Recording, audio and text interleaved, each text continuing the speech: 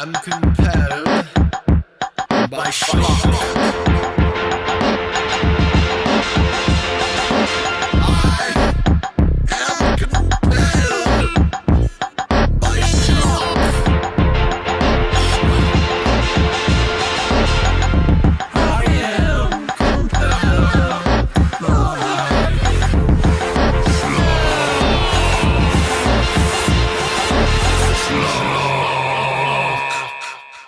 Well, you've caught the schlock.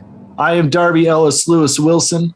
With me is Chris Anonymous, and we are talking about a 1991 Bruce Willis flick that was maybe not so well received, Hudson Hawk. How you doing, Chris? Good. You know, we had some technical difficulties, but here we are. The schlock goes on. The schlock must go on. I should have thought of that one earlier. So this movie, it cost about $65 million to make, which I feel like little higher than our normal schlock fare. Yeah, and I think that's probably a pretty high budget for an early 90s movie. I mean, this is a pretty big action vehicle. Well, so guess how much money it made worldwide, so including the US? Maybe like 11. Close. $17.2 million. So it did not make back what they put into it.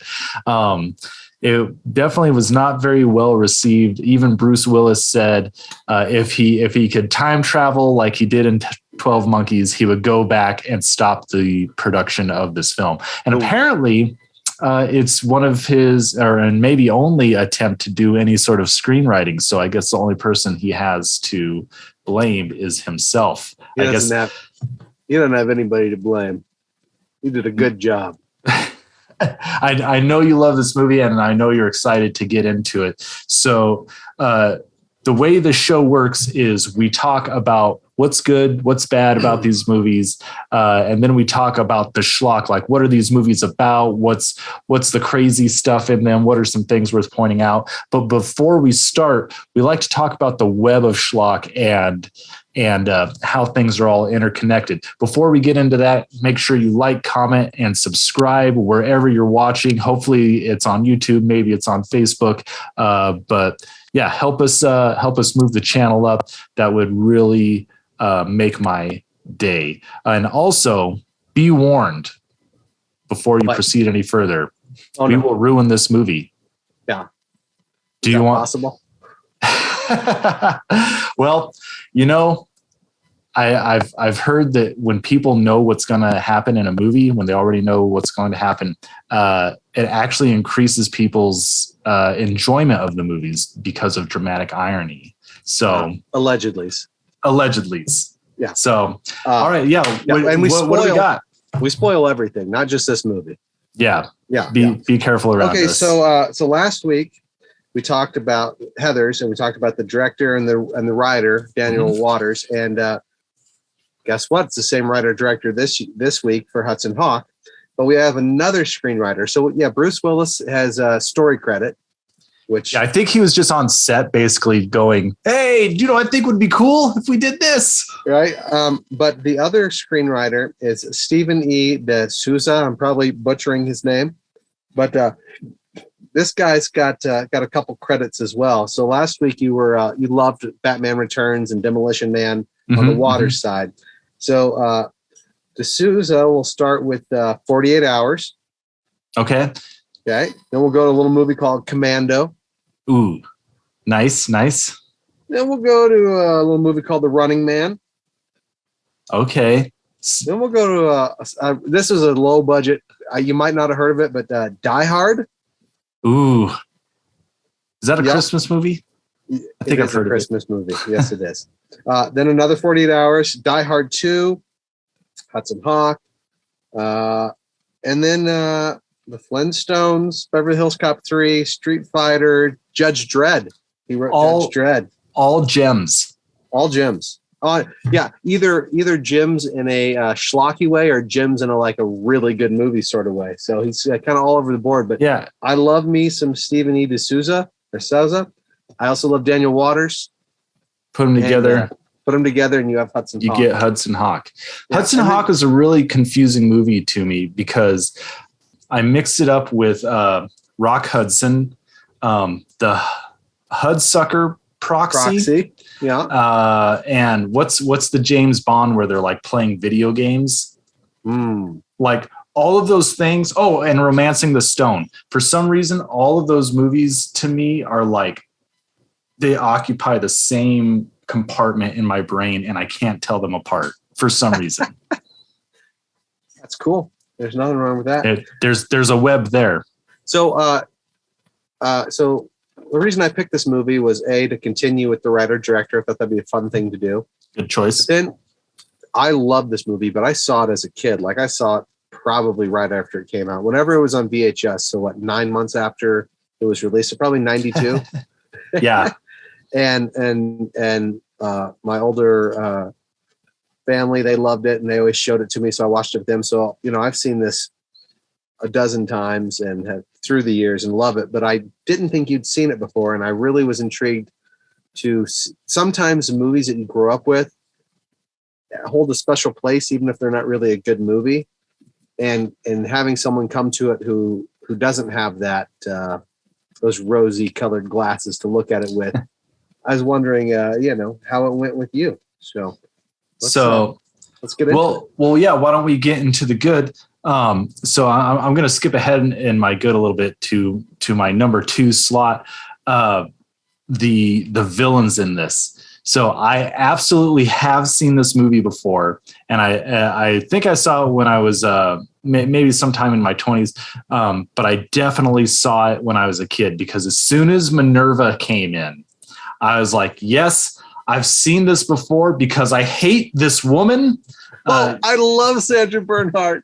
I don't know anything about her as an actress. I hope that she's a lovely person in real life because Minerva, this character, and I just only now know that her name is Minerva and Darwin, I believe, like very pretentious names. Like she is like the archetype in my child brain of like what the worst person in the world is. Like just the worst people. Oh man, these people, they're just so terrible. And that's maybe talking about it a little bit too long, but even though I hate them, I think that's a great part of the movie, right? Villains that you hate. You want villains to hate, yeah. Like that's what a villain's for. When she gets splashed with the bronze or whatever it is, like I'm like, yay! Right, So as you should be. Anyway, so that's actually my number 2 good. My number 1 good. This movie is just full of fun. So when they're singing, they're pulling off their very first heist, and I was trying to figure it out at the beginning, like why does he keep naming songs and why does he keep saying the times of the songs? That's how they coordinate their heist. They sing the songs together and they know exactly how long they're going to be. And so we get the part where he's on the skateboard. We get the part where, one of my favorite scenes is he's going down the highway on the gurney, like the gurney chase, like he's steering it around. He throws the chain. Yeah, when he throws the change in. Oh my God, that's so good. The movie is just incredibly fun to watch. And my third big point of why I like this movie is, or the good things in this movie is the main plot, which is the cappuccino subplot. I love it when movies have this. This shows a very good character. I think we've talked about it before. Characters need motivations to do things. And really, in the end, all Hudson Hawk wants is a cappuccino. And you watch him throughout the entire movie trying to get a cappuccino, get shot out of his hand. There's drugs in it. There's like, he just can't get it. And then finally at the end, what's the very last shot of the movie? He winks and then takes a sip. Yep. That's what the movie is about. Him trying to get his taste of freedom. Yep. To not have to be beholden to his previous criminal life. Yeah. bad points in the movie. So I think this movie, it's hard to get a grasp on what it is. So you know me and how I feel about losing body parts in comedies. Like, so when they're at the auction house and the guy explodes, I think I have a picture of it here. The movie just really takes a turn for me where you see like an arm flying through the air. Even for a split second, it still has that effect on you. Yeah. I'm like, oh, so someone's lost a body part. And so for me, this moment like really changed the movie from like what I thought I was getting into. And so I feel like it's just really kind of all over the place as far as like maybe what the genre is. And we can talk about that a little more in Schlock. But I think that's maybe one of the bad parts of it is just that it's hard to like grasp onto. But maybe that's a good part too. Also, there's just no real stakes in this movie. Like we see it at the end. Tommy Five Tone, he dies, and like, oh no! But then he comes back, and it's this big joke, a funny joke, where he's like, airbags, can you believe it? Like, yeah, I can believe it. But Hudson Hawk really doesn't have anything at stake. That there's nothing really at stake for the world. I mean, what, these guys are going to flood the market with gold? I mean, I don't know. We live in a world with Bitcoin now. You can just make up money, right? Like we're not on a gold standard. We weren't on a gold standard then. I don't know. The stakes are just very low to me in this movie. And again, so the dialogue in this movie, I loved it. I thought it was very witty. However, it's just so fast paced that I feel like there's probably a lot of logistical problems and like plot holes in this movie. But the dialogue just it goes by so fast, and you're trying to like focus in so hard on it. It just kind of makes it hard to follow, which might be some of the charm, because it really does have the feeling of turn your brain off and have fun. But I watch these movies like pretty late at night, and I had to I was starting to doze a little, not because I wasn't entertained, but because I was very tired. I had to like stop the movie, go take a shower, and come back just so I could like keep in line with the dialogue, keep pace with what was happening. Yeah, it's some snappy dialogue. Like right after their first heist and they jump off the building, and he like a really great edit, but they jump off the building, and instead of landing, he like lands in the chair because he's making the handoff. Like they just go from one scene into the other. They do very that cool transition. Yeah, but man, if you're not willing to watch and keep up with the movie, like you might have a hard time following it, and I think that might be a detriment to it. So, Chris, hit me. What's your good and bad in this movie? Well, we're gonna flip it. I'm gonna do bad first because I don't have a lot for bad. Okay, there's a lot of plot holes. Too short. Yeah, there are a lot of plot holes, and it's pure nonsense. Okay, yeah, you got me. Plot holes and nonsense. You got me. Those are the two things. Guilty as charged. Who cares? And then third, and again, I love the plot holes. I love the nonsense. And this is wannabe Shane Black. A Shane Black I can see that. So hot at that time. Still is. And and like, this is like, I'm thinking about like things like Last Boy Scout and well, with the pedigree of Commando and Die Hard, I mean, why that fits solidly within those movies. And then you had something like Lethal Weapon and just that snappy early 90s. There were just a lot of movies in this time everyone were trying to like imitate that really hip shoot from the hip kind of the protagonist is cool. Yeah, protagonist is cool, and everyone has a witty comeback, or they're self-aware, or they're breaking the fourth wall. And again, I love that, but this feels like, hey, you know what he did there? We want to do that. And it feels like Bruce Willis was really into that too at the time, because there were a lot of movies that he did that were like that, and I loved them. So, but I could see that as a bad thing as well. Now for the good, everything. I love the villains. I love the dialogue. I love the cast. The cast is just great. So many bit actors coming in and out, and just everyone's got some cool little quirk or something about them. Yeah. Here's the last thing I love: the fairy tale narration, intro, outro. I love when movies do that, if it's appropriate. I love how epic it makes this silly little comedy action thing about a cat burglar. Right. It spans hundreds of years, and it's about Da Vinci and alchemy and like turning lead into gold and finding that. And like the stakes aren't very high. You're right. Like, and again, for world domination plots, this is on the weaker side, but there's something inherently cool about like Da Vinci cracked the code to turn lead into gold, and we're going to find it and use it. Like, and then, you know, going on the kind of, Indiana Jones-esque like adventures to find these different things and the locales. I loved the CIA bad guys. They were so silly. That's where the movie, people. The candy bar people. And so it's all schlock. This is just one big piece of schlock, and I say that as a compliment. This is one of my favorite Bruce Willis movies, top 5. So let's get into schlock. Well, so yeah, let's talk about the bookends there. I also really enjoyed that, and I like that in movies in general.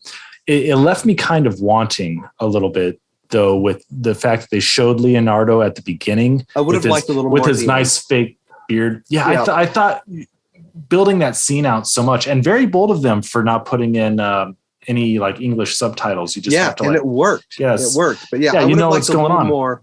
I wish it would have come back, because they spent so much time on that. You know, I mean, like making a period piece or whatever for that one scene.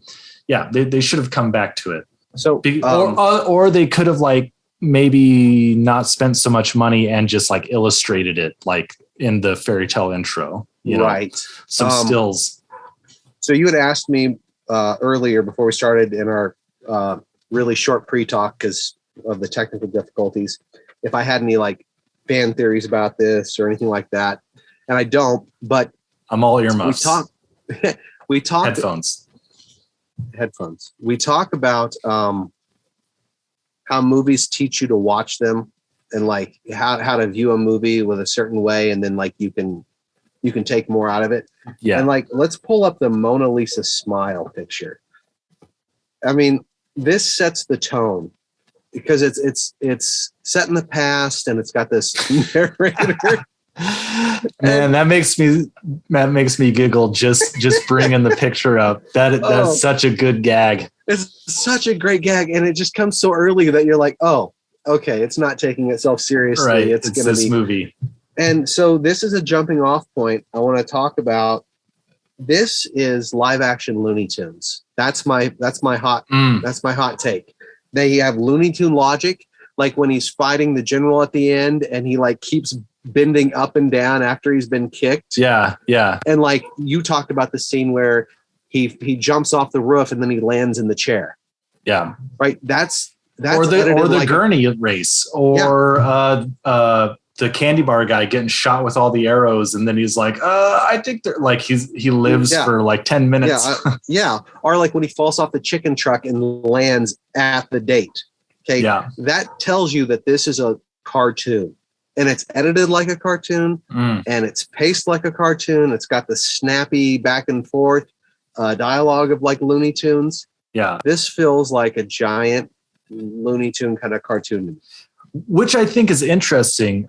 Like that totally makes sense. But something I noticed, and I didn't know where to bring it up, good, bad. So I think it falls solidly into schlock, is that it's very rare that you see like an R-rated movie with this action adventure movie, R-rated action adventure movie with this type of comedy in it. Like it's just really weird to see the Looney Tunes saying the F word, essentially. You know what I mean? Like, and that to me makes it kind of sort of stand out as something very unique. Yeah. The only other thing that really like tonally I can think of, and it came out afterwards, is Last Action Hero, which is Shane Black.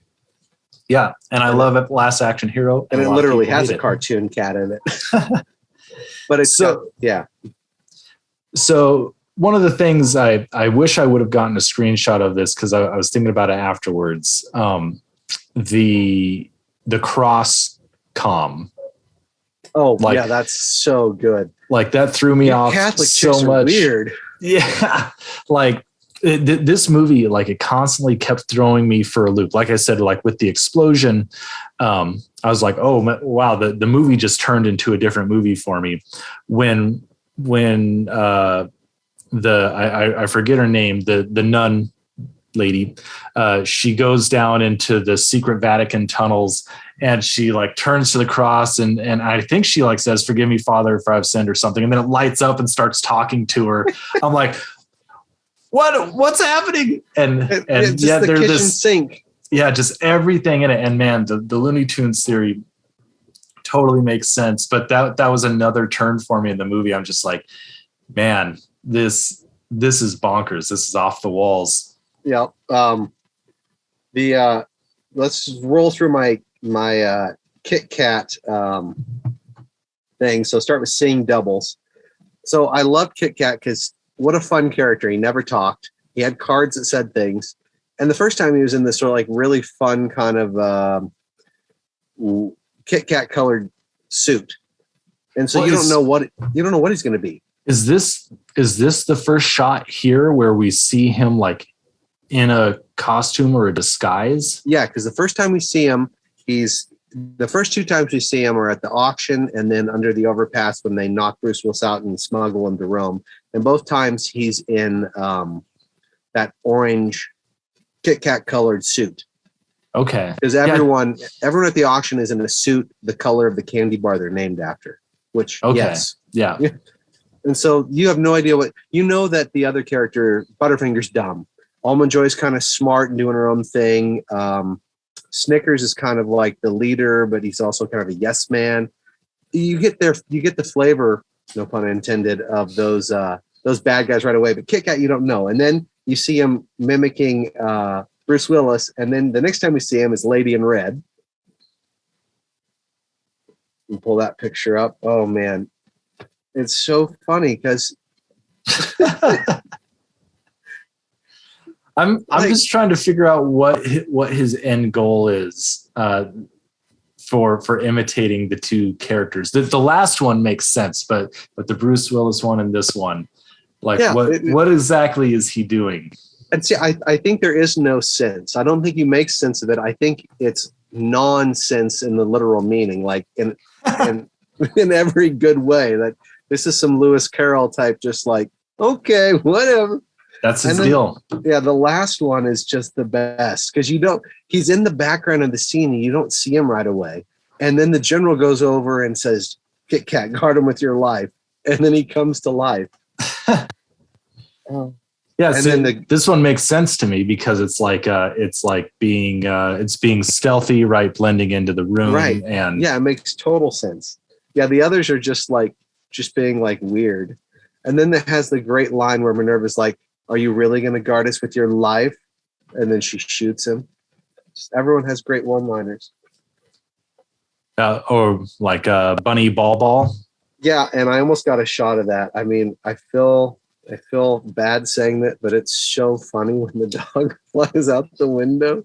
Yeah, I generally feel pretty bad when animals, especially dogs, die in movies. But I was actually thinking about that afterwards. I'm like, man, they did a really good job of just like making it so that the dog dying is like actually pretty funny.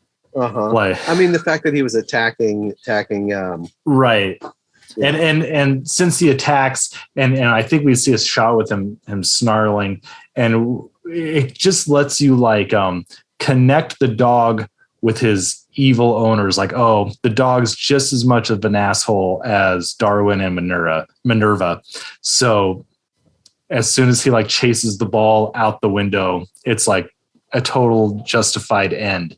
Yeah. But yeah, everything is so fun in this movie. Like you brought up the I Could Be Swinging on a Star song that they sing during the heist. Like it just sets such a fun tone that you forgive so much because it's just so of fun. It's just you turn off your mind and you enjoy it, and that's some of the best kind of schlock. So something I thought was pretty odd, and I was looking it up, and I didn't really see anything about it, but I'm pretty sure there's something here where maybe it was an on-set rewrite or something, but they need to get the last part of the crystal from the Louvre. How do you say that word? I believe Louvre. I don't know. Louvre. But that's going to be like a big heist for them, and then it's totally off screen. Like they have to get the model of the helicopter.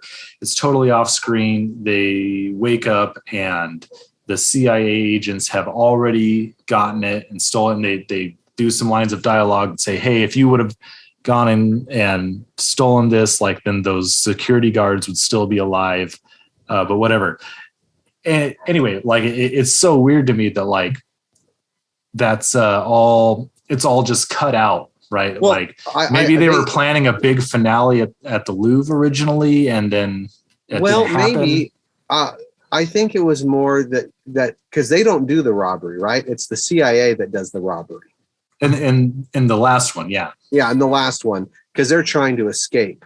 So I could see it both ways, where they're like maybe they did have something planned and they couldn't, so they did a rewrite. But I could also see like, okay, we faked our death so we can get out of here. And so the Louvre will never get robbed. And then you find from the papers, oh, they did it anyways. Yeah. Yeah. It's just such an odd convention for me that sets off my spidey senses of saying like something happened there in the writing process. Very well could be.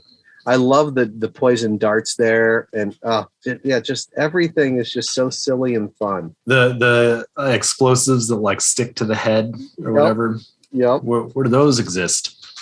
Yeah. So exactly, Looney Tunes. So tell me your thoughts. Alchemy. Oh. Any ideas? Yes, I'm for it. Okay. Yeah. Sure. Because why not?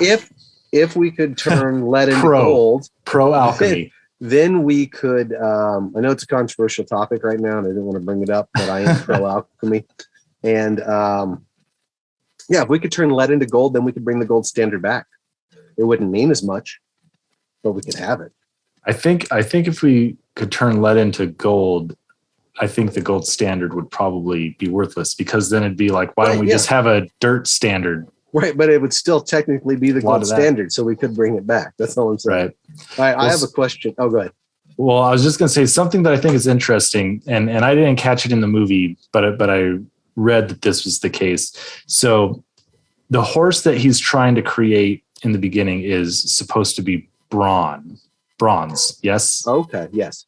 And so I think it's supposed to be that like when Hudson takes out the piece of the crystal, it actually turns the lead into bronze, and that's what splashes on her face. So it's like taking part of it away, and it actually like fulfills the true function of the machine. Because it is bronze color, because he wanted to turn it into bronze. Yeah, accidentally turned it into gold, and he hit it. I don't know. So that's interesting. That's interesting. I think the whole thing is an interesting concept. It's a little. So if I was going to like ground this movie a little bit more, it would be, so Leonardo invented this thing, but it requires like lasers or something, and he doesn't have the technology for that yet, and so like they need to like get the missing piece, or like the plans for it or something. And to use like the future technology that he like actually couldn't create. Anyway, that's a different movie that probably exists somewhere. I would like to see a sequel to this with Bitcoin and and Bruce Willis back. I'd like to see this as a series. I think this would work as a series. Like I could totally see him as a cat burglar getting into all these crazy adventures around the world, stealing all these exotic treasures. Yeah, that'd be great. So we were almost ready to run out of time. You had a question. Hit me with your best shot. Will you play Nintendo with me? Baby, I'd play Sega with you. Sega. So, Sega! That's all the time we have for this Are we week. doing a movie next week? We are. Cool. All right. Well, I get to pick, and I'm going to pick another movie that I don't think was very well received. No one really talks about it, but it's a fabulous movie. Mel Gibson's Apocalypto. Right. It's an amazing movie. I just want everyone to see it. So until next time, I'm Darby Ellis Lewis Wilson. This is Chris Anonymous. We've been compelled by Schlock, and we will see you next week. Bye, everybody. Schlocky,